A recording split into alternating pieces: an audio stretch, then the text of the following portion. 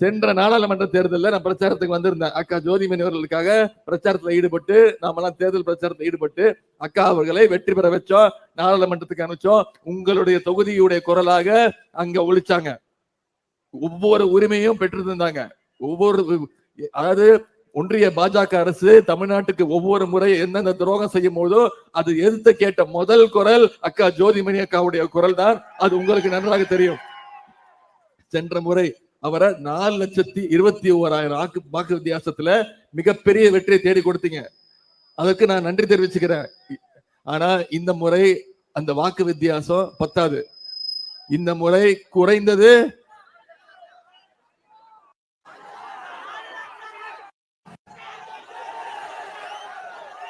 தாய்மார்கள் நீங்க சொல்லுங்க, நீங்க சொன்னதான் முடிவு, நீங்க முடிவு எடுத்தாதான் கரெக்டா நடக்கும். எத்தனை லட்சம் வாக்கு வித்தியாசத்தை ஜெயிக்க வைக்க போறீங்க?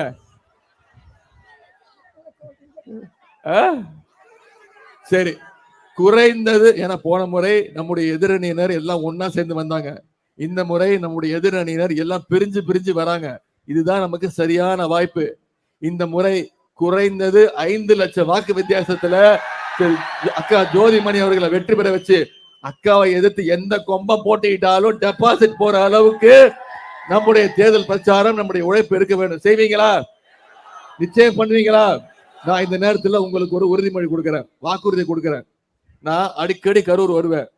இந்த முறை ஒரு வாக்குறுதி கொடுக்கிறேன். நீங்க மட்டும் 5 லட்சம் வாக்கு வித்தியாசத்துல அக்கா ஜோதிமணி அவர்களை வெற்றி பெற வச்சுட்டீங்கன்னா நான்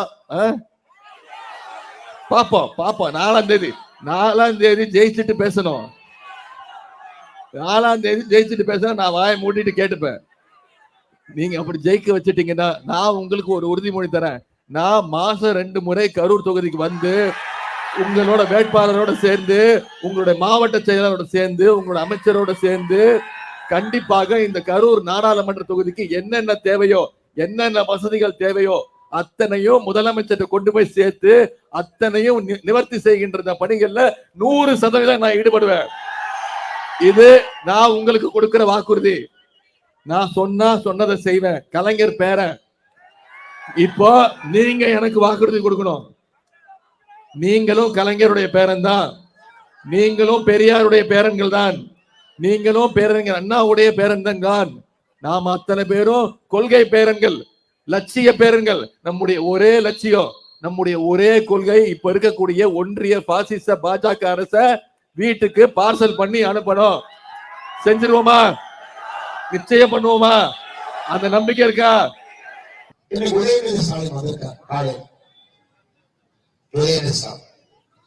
அவர் என்ன சொல்றாரு தெரியுங்களா?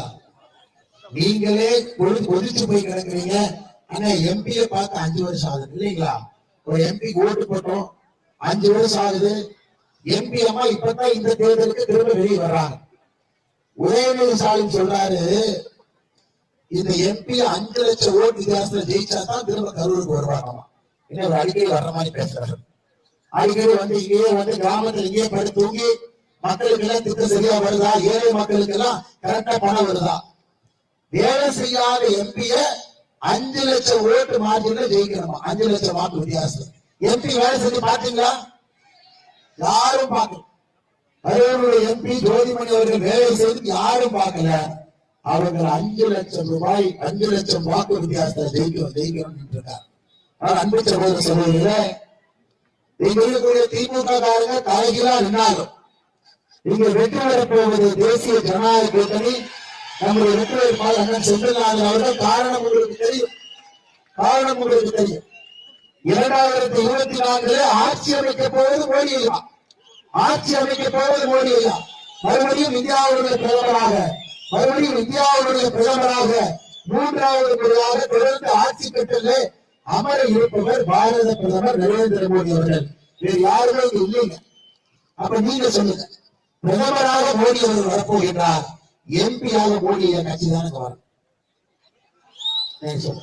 அப்பதான திட்டங்களை பார்க்க முடியும். அதனால சகோதரர்களே, மோடியா வரலீங்க. 2014 283 எம்பி கொடுத்தீங்க. 2019 303 எம்பி கொடுத்தீங்க. 2024 400 எம்பிகள் கொடுக்க போறேன். 400 ஒரு வலிமையான தனி பெரும்பான்மையோடு பாரதிய ஜனதா கட்சி தேசிய ஜனநாயக கூட்டணி 3வது முறையாக ஆட்சியில் வந்து அமரப்போகிறது. மின்னம்பலம்.com தமிழின் முதல் மொபைல் பத்திரிகை.